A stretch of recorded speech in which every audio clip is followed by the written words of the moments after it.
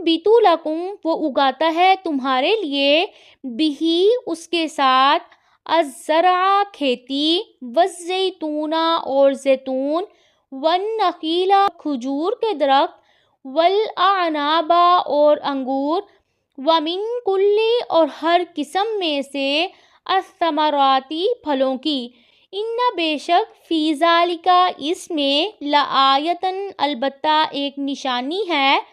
लिकौमिन, उन लोगों के लिए जो यतफक्करूना, गौर फिक्र करते हैं। फिर इस आयत में बताया कि उसके ज़रिए से अल्लाह ताला, यानी बारिश के ज़रिए से अल्लाह ताला खेतों को और ज़ैतून को, खजूर को, अंगूर को और तमाम इक़साम के फल और सब्जियों को उगाते हैं।